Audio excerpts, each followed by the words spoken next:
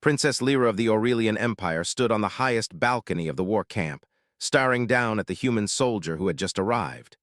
The morning sun painted the dunes gold, and the warm air carried the distant hum of generators, but none of it eased the strange tension she felt.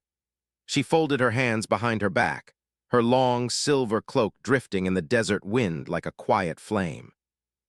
Below her, Corin Hayes waited silently.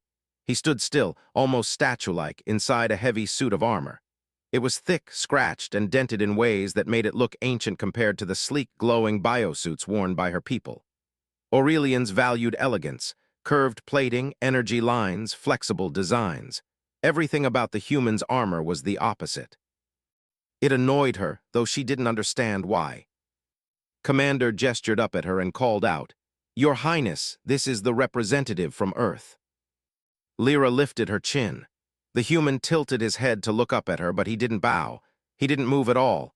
He simply stood there, quiet, as if waiting for judgment. And for some reason, that bothered her too. She stepped down from the balcony with practiced grace and approached him. The soldiers around her stiffened, clearing a respectful path. When she finally stopped in front of Corin, she let her eyes drift over the plates of dark iron and worn steel. The armor looked clumsy, almost barbaric. It had no energy lines, no shield emitters, no graceful design.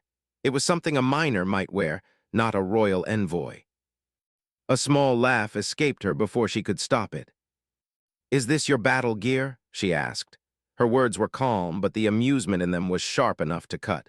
"It looks like a metal box. Humans still wear such heavy things." The alien officers behind her chuckled under their breath. Corin did not. He didn't frown. He didn't defend himself.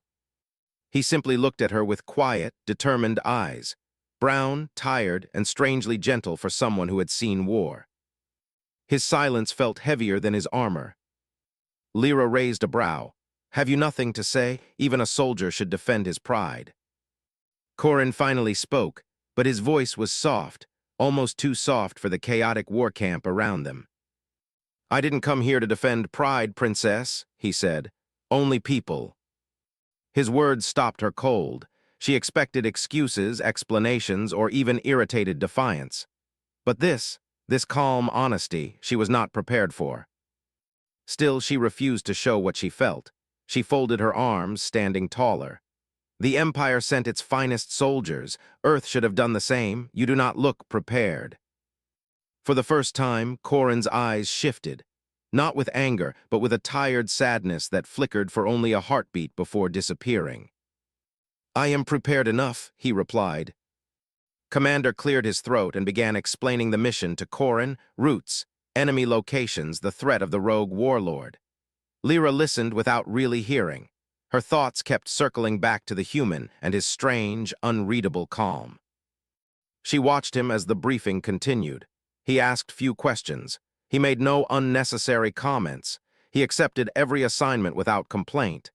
Even when mentioned the heavy losses Earth had taken, he didn't flinch. It made her uneasy. Aurelians were proud warriors. They puffed their chests, boasted, argued, tried to impress. Humans, she was told, were impulsive and loud. But this one was neither. When the meeting ended, Corin walked away to inspect his equipment. Lyra found herself observing him from a distance, curiosity quietly blooming where arrogance had taken root earlier. He checked every strap, every joint, every piece of metal with the careful attention of someone who had done this thousands of times. He touched the armor's dents gently, almost like they mattered, almost like they were memories. She wondered what kind of battles left marks like those. The sun dipped lower. Soldiers moved like shadows around the camp. Drums echoed from the far tents, signaling upcoming training. Everything felt normal, yet Lyra felt something shifting inside her. This human, he was not impressive to look at. Not elegant. Not shining. Not Aurelian. But something about him felt solid, like an old mountain that refuses to bow to storms.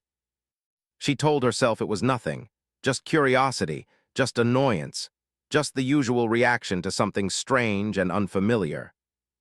Yet when she returned to her chambers that night, She found herself thinking about the way he had stood in silence, not trying to prove anything, not trying to impress her.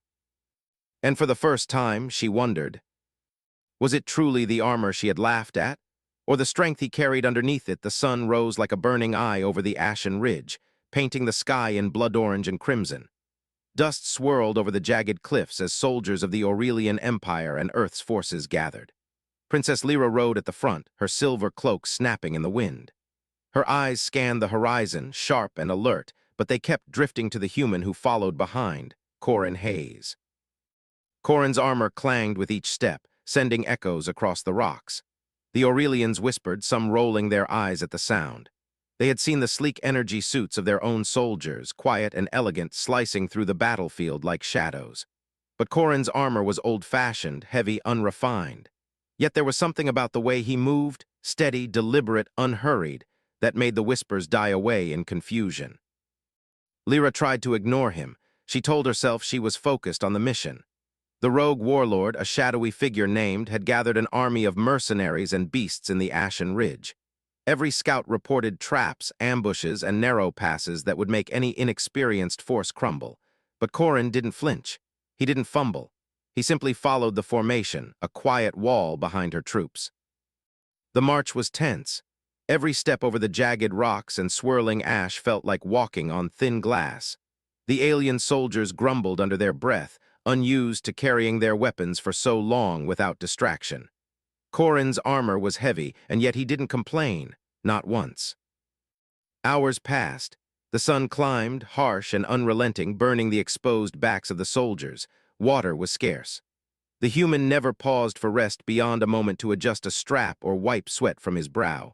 He seemed almost tireless, a strange calm amid the nervous energy around him. Then it happened. A roar shattered the wind. From the jagged cliffs, forces poured down, smoke beasts with claws like scythes, and mercenaries armed with pulse rifles that glowed with deadly energy. The front lines collapsed in seconds, Aurelian shields flaring, some exploding under concentrated fire. Lyra's heart raced. Her soldiers were skilled, disciplined, trained to perfection, but they were not prepared for this. The creatures twisted through the light, moving with impossible speed. Screams filled the air. The wind carried the smell of ozone and blood. And then Corin moved forward. He didn't hesitate. He didn't wait for orders. With a steady stride, he pushed into the chaos, swinging a reinforced arm to shove a smoke beast away from a fallen soldier. Sparks flew as claws scraped against his armor, but he didn't falter. Another soldier called out for help. He lifted them onto his shoulder and carried them out of the fray without slowing. Lyra's chest tightened. She had trained countless warriors, fought countless wars, and yet she had never seen someone fight like this. Not elegant, not flashy, not perfect, just relentless. She realized something she had not expected. It wasn't the armor that made him strong. It was him. Every movement, every decision carried a weight of experience that her eyes could not ignore. His armor absorbed blows, yes, but it did nothing to explain the courage in his heart.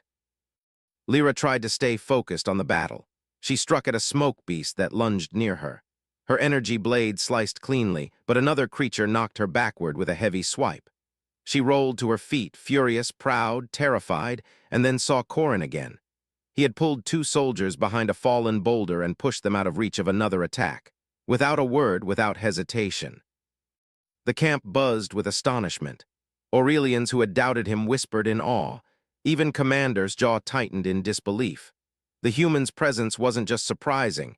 It was a shock to everything they thought they knew about courage, about strength, about leadership. When the skirmish finally paused, Corin didn't look exhausted. He adjusted a dented, wiped ash from his helmet and checked the weapons of the soldiers around him. Not a single complaint, not a single boast, just calm, quiet action. Lyra rode closer, her eyes scanning the aftermath. Soldiers lay bruised, shaken, and gasping. Smoke rose from scorched rocks. And still, Corin moved steadily, like a river flowing through chaos. She found herself speechless for the first time in her life. The laughter she had used to mock his armor vanished completely. The sound of metal clanging, which once seemed clumsy, now sounded like a drum of life, a rhythm of persistence, of survival, of courage no technology could replicate. For the first time, she wondered if she had misjudged humans entirely. Perhaps the stories she had been told, the disdain she had carried, were blind to something deeper. A human heart that refused to break, no matter how heavy the burden, no matter how flawed the armor. That night, as the sun dipped below the ridges and shadows crept into the camp, Lyra didn't sleep. She walked along the barricades, watching Corin as he helped medics, adjusted weapons, and quietly encouraged soldiers. He was unshakable, silent yet commanding, stoic yet alive in a way she had never witnessed. Something inside her shifted. She had come to the battlefield expecting to lead, to judge, to command. Instead, she was learning. Not from her generals, not from her soldiers, but from a human who seemed, somehow, to carry the weight of an entire world in his chest and survive without complaint. And deep down, she knew the real lesson hadn't yet begun. The camp was quiet that evening, though the air was thick with tension. The battle at Ashen Ridge had left dust in every corner, smoke curling from the scorched rocks, and soldiers moving with slow, heavy steps. Lyra rode through the camp, her silver cloak brushing against the tents, her mind unsettled. She had faced countless wars, commanded thousands of soldiers, and survived ambushes that would break ordinary generals. Yet today, she felt a strange unease she could not name. Corin Hayes was nowhere near the front now. He walked among the soldiers, his armor battered but still clinging to him, carrying supplies, adjusting straps, quietly helping medics tend to the wounded. Every movement was precise, careful, deliberate, nothing flashy, nothing showy. Yet everywhere he went, people followed him with respect, not because of rank, but because of something else, something invisible, something deeper. Lyra dismounted and approached him, her boots crunching against the dust. She kept her posture perfect, regal, commanding, but inside, a part of her burned with confusion. "You risked yourself too much," she said. Her voice was calm, but it carried authority. "That armor, it saved you." Corin glanced at her without surprise. His brown eyes were steady, unyielding. He paused for a moment before responding, as if choosing words with care. "Armor doesn't save anyone," he said softly. "People do." The words hit her like a cold wind. She froze mid-step. In all her life, no one had ever said something like that to her, not with such quiet certainty. Aurelians relied on elegance, shields, and energy lines. Strength was measured in power, in skill, in what technology could amplify. Humans were different, she had been told. But hearing it, seeing it in action, made her feel an unexpected weight pressing on her chest. She searched his face, looking for pride, arrogance, something to mock, but there was none. Only honesty, only truth. "You," she began, but no words followed. Pride and stubbornness battled with curiosity inside her. She had wanted to test him, to belittle him, to prove that Aurelian superiority was unquestionable. Instead, she found herself unsure. Something in her twisted and churned in ways she did not expect. Corin returned to tending a wounded soldier. He lifted the human gently, speaking in soft tones that the soldier could barely hear over the distant echoes of the battlefield. Every action he took seemed effortless, though Lyra knew it could not be. His armor, though battered, did not hinder him. He moved as if weight itself could not touch him. Yet it was not the armor, it was the human beneath it, carrying every scar, every loss, every moment of hardship with a quiet, enduring strength. Lyra's hands clenched around the reins. She realized that for the first time her pride, the pride of her bloodline, of her empire, felt fragile. She had believed herself invincible, unshakable, untouchable. And yet, standing here watching a human save lives with nothing but his own will, she felt a small, unsteady crack appear in that pride. Night fell, the campfires glowed, flickering shadows across the tents and rocky ground. Soldiers whispered among themselves about Corin Hayes, their voices full of awe and disbelief. Lyra stayed on the edge of the firelight, her silver cloak blending with the night. She did not sleep. She could not. Every time she thought of the human, she remembered his calm eyes, his quiet movements, the way he never sought recognition. He did not need armor to prove himself. He did not need praise to continue. He simply moved forward, one step at a time, through danger and death, because that was what he had chosen to do. And for the first time, Lyra wondered what it meant to be truly strong. She had learned to command armies, to wield power, to fight with elegance. But courage, perseverance, the ability to keep going when every instinct screamed to stop, she had not fully understood it until now. Corin glanced at her once, briefly, before returning to the wounded soldier. There was no boastfulness, no challenge, no invitation to admiration. Only humanity. Only strength lived in the unspoken moments, the small acts that no one else noticed until they became the difference between life and death. Lyra sank onto a nearby rock, her mind spinning. She had mocked his armor only hours ago, believing it clumsy, primitive, incapable. Now she understood she had mocked nothing at all. The armor was irrelevant. The man wearing it carried the weight of 100 battles in his heart and shoulders, and he stood taller than anyone she had ever known. She realized she had underestimated humanity. Entirely. And worse, she had underestimated him. As the stars began to shine above the ashen ridge, Lyra did something she had never done before. She let herself watch, unguarded, unashamed, as the human continued his quiet work, helping, lifting, protecting. She felt a strange warmth in her chest, a mixture of admiration, awe, and something she could not yet name. Tonight she knew her world had shifted. The battlefield had not only tested soldiers, it had tested a princess, and revealed a truth she could not ignore. Humans were far more than she had ever imagined. And Corin Hayes had just begun to show her the measure of their strength. Night fell over Ashen Ridge like a shadow swallowing the stars. The camp that had seemed alive in the daylight now trembled under the cold wind, and the quiet carried an unnatural weight. Princess Lyra patrolled the barricades, her silver cloak brushing over the rocks, every sense alert. The battle had drained the soldiers, leaving them tired, anxious, and restless. Yet Lyra felt a strange pull toward the ridge's edge, toward the darkness that lay beyond the flickering campfires. She was not alone. Corin Hayes moved silently through the shadows, armor dented and scorched, helmet tucked under one arm. He checked the lines of the barricades, adjusting weak points, lifting fallen weapons, and helping soldiers settle their trembling nerves. Despite the destruction of the day, his calm presence seemed to anchor them. Then the first sound came, a low, guttural growl that vibrated through the earth. Lyra stiffened, her hand resting on her energy blade. The soldiers froze as the air thickened with an unnatural chill. Smoke-like shapes emerged from the dark ravines, twisting and writhing with clawed limbs that gleamed under the faint moonlight. Forces had returned, and this time they moved like shadows of death, slipping through gaps in the terrain with terrifying speed. The front lines reacted instantly.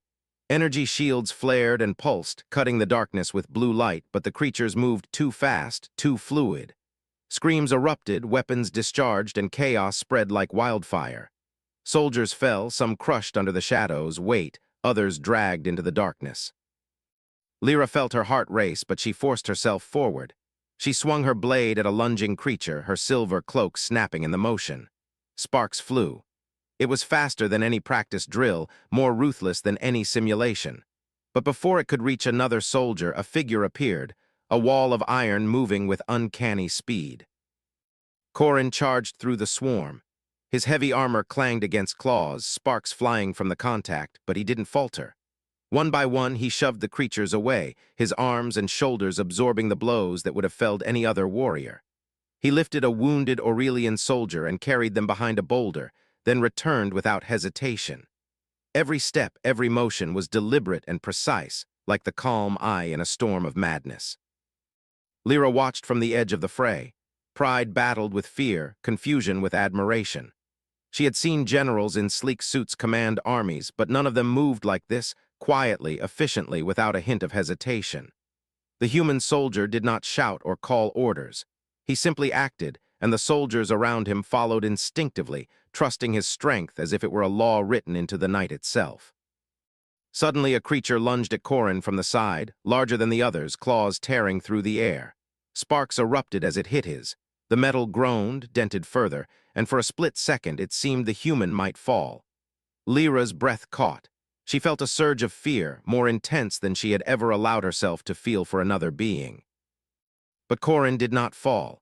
He steadied himself, pushed the creature back, and grabbed a fallen sword, plunging it into the darkness.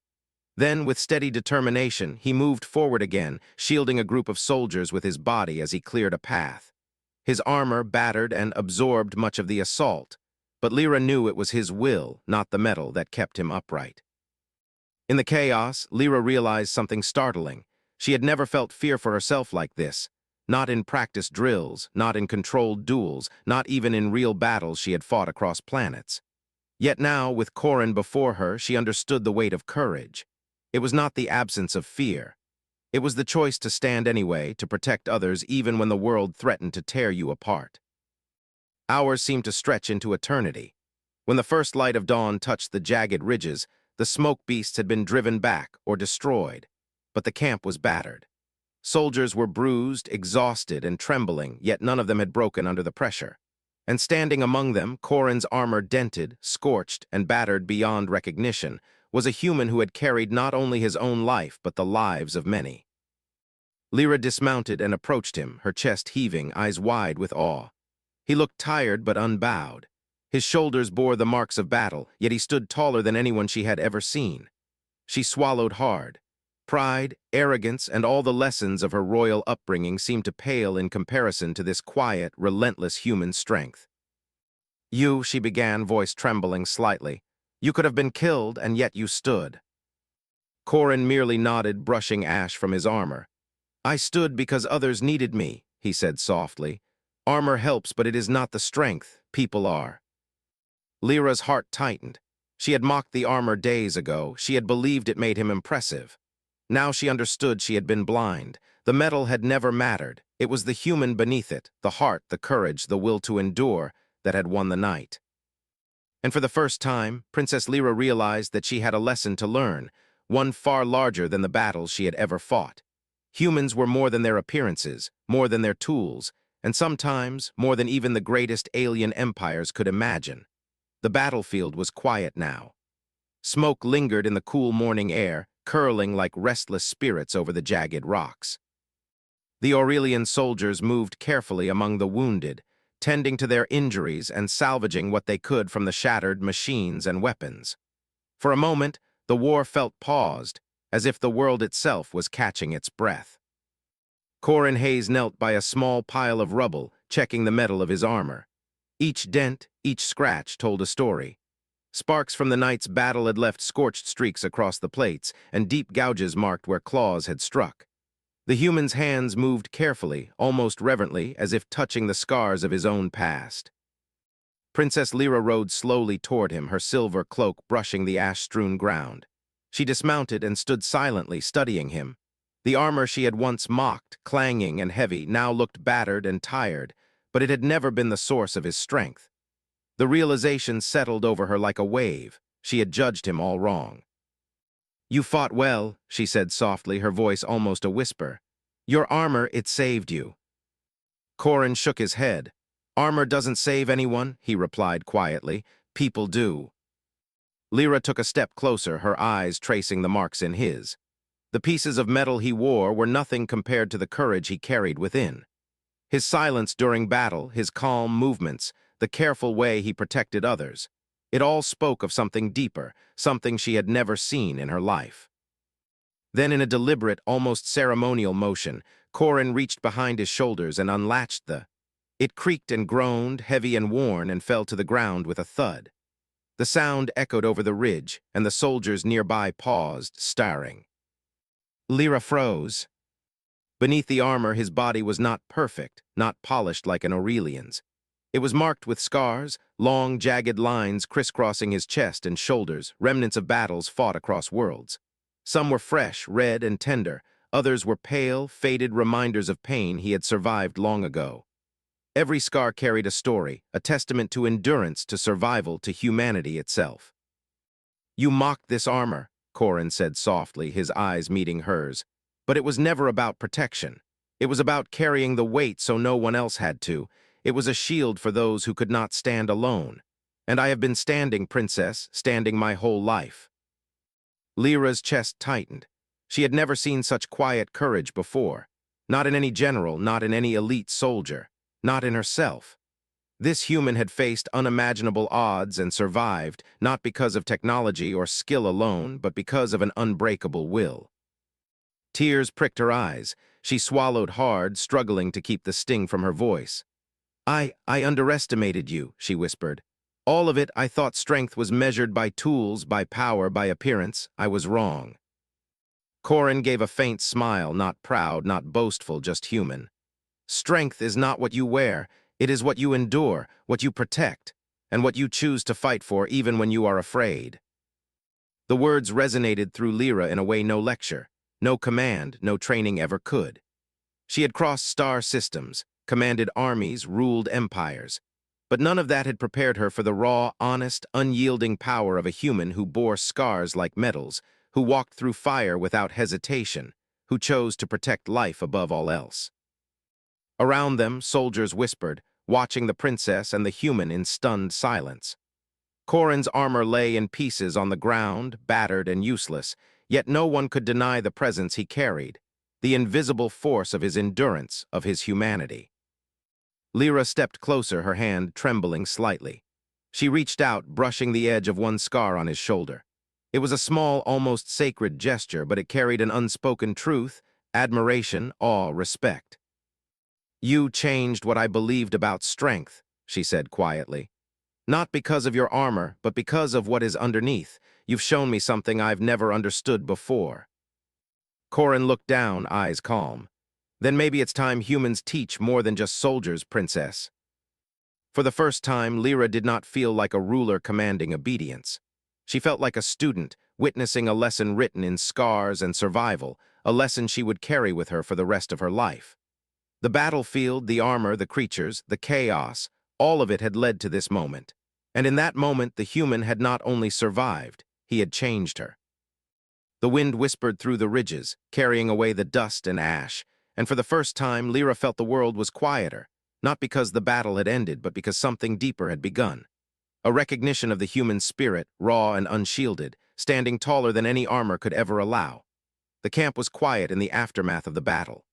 Soldiers moved slowly, checking weapons, helping the wounded, whispering among themselves about the human who had fought without hesitation. The night was cool, the sky full of stars that reflected faintly on the ash-covered rocks. Princess Lyra walked among them, her silver cloak brushing over the dust, her mind restless. She found Corin sitting alone by a dying fire, the pieces of his armor scattered around him. His hands were wrapped around a water canteen, his eyes distant but calm, scanning the horizon as if reading a story written in the stars. He did not notice her approach at first, and she watched him quietly. The human had survived the battle not because of luck or technology, but because of a strength she had never imagined. And now, standing before him, she felt a new weight in her chest, a mixture of awe, humility, and curiosity. "May I sit?" she asked softly. Her voice carried no command, only a quiet invitation. Corin looked at her and nodded, gesturing to the ground beside him. Lyra sat, careful not to invade his space, but close enough to feel the warmth from the dying fire. For a long moment, neither spoke. She watched the faint flicker of his eyes, the way his hands rested calmly on his knees, the way he seemed at peace despite everything he had endured. Finally, she asked, her voice barely above a whisper, "Why do you fight so calmly?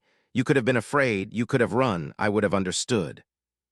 Corin's lips curved into a small, almost sad smile. "Fear is part of it," he said. "I am afraid all the time, afraid of failing, afraid of losing people, afraid of making the wrong move. But fear is something you carry, not something that stops you. You act anyway, you protect anyway. That is what makes a human strong." Lyra listened, her silver eyes wide, her heart tightening. She had faced countless threats, led armies, and made impossible decisions, but she had never thought about courage like this. Not in terms of endurance, of persistence, of choosing to act despite fear. Not in terms of heart. She shifted slightly, hesitant but compelled. "And the armor, the metal you wear, I thought it was impressive, that it made you strong, but now I see it doesn't matter at all, it's you." Corin nodded. "Armor can protect your body, but it cannot protect your mind, your heart, or your soul. That is what humans carry with them, the weight of experience, the scars that remind them they survived. That is real strength." Lyra felt tears prickle in her eyes. She had never cried for admiration before, never felt her chest tighten in awe for another person.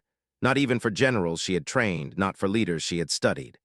But now, watching him, listening to him, she understood something fundamental. Strength was not what the eye saw. It was what the heart carried, what the will endured, what one refused to give up on even when all seemed lost. The wind whispered over the rocks, carrying away the dust and smoke from the battle, leaving only the quiet hum of the night. Lyra reached out slowly and touched one of the faded scars on his forearm, the faint ridges cool beneath her fingertips. It was a small gesture, almost sacred, a silent acknowledgement of everything he had endured. "You've seen so much," she said quietly. "And yet you still help, you still fight, you still protect others, even when no one commands you to."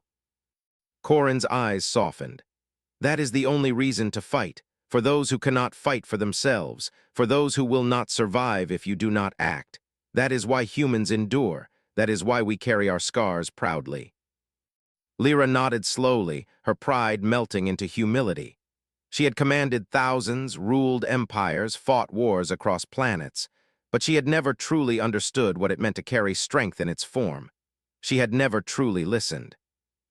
And now, sitting beside him, she felt a quiet awakening within her, a spark of understanding that would shape every choice she made from this day forward. For the first time, she did not see a human as weak, primitive, or flawed. She saw one of the strongest beings she had ever known. And she realized something else, too. Courage, humility, and endurance were lessons she could never learn from soldiers, generals, or strategy alone. They were lessons she could learn from the human heart. Lyra stayed by his side until the fire died completely, listening to the soft sounds of the night, the whispers of wind across the ridges. She had come to the battlefield expecting to command, to judge, to assert her authority. Instead, she had learned to listen. And in listening, she discovered a truth more powerful than any army, more enduring than any weapon, more lasting than any empire. Corin Hayes had not only survived the battle, he had reshaped her understanding of life, of courage, of strength itself. And Princess Lyra knew with quiet certainty that the world she had ruled before tonight was not the world she would rule tomorrow. The sun rose over Ashen Ridge, painting the jagged rocks in gold and crimson. The enemy's final army had arrived, an endless tide of mercenaries, beasts, and smoke-like horrors that moved like shadows across the battlefield. Lyra rode at the front, her silver cloak snapping in the wind, but this time she did not feel the same fear she had felt in earlier skirmishes. She felt something new, determination, courage, and a deep understanding of what strength truly meant. Beside her, Corin Hayes walked without armor. The dents, scratches, and scars that had once been hidden now marked his bare arms and chest, exposed under the rising sun. Soldiers stopped in mid-step, whispering in awe. The creatures themselves hesitated at the sight of him. There was no armor, no energy shields, no high-tech weapons, just a human and steady walking into an impossible battle with quiet confidence. Lyra's heart tightened. She had seen armies break, leaders fall, soldiers flee, but never anyone like Corin. She realized that the metal he had worn was never the source of his strength. It was him, his will, his courage, his choice to protect life at all costs. The enemy surged forward, their shadows stretching across the ridge like a living wave. The Aurelian soldiers faltered for a heartbeat, doubt flickering in their eyes. Lyra raised her voice, steady and commanding, yet filled with emotion. "Look at him," she shouted. "This human fought without fear. He bled so we would live. If he can stand without armor, then so can we." The troops paused, their eyes following Corin as he strode toward the enemy, scars gleaming under the sunlight. He did not shout. He did not gesture. He simply moved with purpose, every step measured, every glance alert, every breath calm. And in that movement, the soldiers saw what Lyra saw, the unshakable, undeniable power of courage. Lyra drew her blade and rode forward, side by side with him. Together, human and princess, they became the center of a new force, a force driven not by technology, not by armor, not by fear, but by heart. The soldiers, inspired by the sight of Corin, found strength within themselves they had never imagined. They moved as one, shields raised, blades flashing, voices unified in a battle cry that seemed to shake the very ridge. The enemy's first wave crashed against them. Smoke beasts lunged, claws tearing at metal and flesh, but the soldiers held firm. Corin met them head-on, stepping into the fray with nothing but skill and determination. He struck creatures down with precise blows, dodged attacks that would have killed any ordinary warrior, and shielded soldiers as he advanced. His scars, once hidden beneath armor, became symbols of survival and resilience. Every move he made inspired those around him to fight harder, to stand taller, to endure longer. Lyra watched him, awe and respect filling her chest. She had led armies, commanded fleets, and survived wars across galaxies. But this human had shown her a lesson that no experience, no strategy, no title could ever teach. True strength is found in courage, in persistence, in standing when others cannot, and in protecting those who cannot protect themselves. Hour by hour, the battle raged. The enemy pressed, relentless and terrifying, but the soldiers' morale held. Corin continued to move through them, his presence a steady anchor. Even the creatures seemed to hesitate before him, sensing the quiet, unwavering force of his will. Finally, as the sun reached its zenith, the enemy began to falter. The human and the princess pressed forward, cutting a path of hope through despair. The soldiers followed with renewed vigor, inspired by the man without armor who had refused to bend, refused to flee, and refused to die for anything but life itself. When the last of the enemy forces fell, silence returned to the ridge. The soldiers were bruised, battered, and exhausted, but alive. Corin stood amidst them, sweat glistening on his skin, chest rising and falling steadily. Lyra dismounted beside him, her silver cloak brushing the dust. "You shocked me," she whispered, her voice filled with awe. "Not by removing your armor, but by showing what was underneath." Corin smiled faintly, calm and human. "Humans are full of surprises," he said softly. Lyra looked across the ridge at the soldiers, at the creatures that had been driven back, at the scars left on the ground. She realized the empire she ruled, the strength she had relied on, had always been incomplete. Courage was not measured in titles or weapons. It was measured in heart, in endurance, in the willingness to stand when everything else falls away. And in that moment, she vowed to change the way her people saw strength, to honor not only power and elegance, but the raw, enduring, human courage that could shake worlds. The soldiers gathered around them, faces alight with awe and relief. For the first time, Princess Lyra felt something deeper than victory. She felt respect. She felt understanding. She felt the quiet, unstoppable force of humanity that had walked beside her through fire, through shadows, through despair, and had emerged unbroken. The story of the human without armor spread across the ranks and beyond the empire, whispered as legend, as inspiration, as proof that even the smallest, most underestimated beings could change the fate of worlds. And somewhere in the memory of that battlefield, it was written clearly. The princess who mocked human armor had learned that strength was not in metal, but in heart, and that one human could teach an empire what true courage really meant.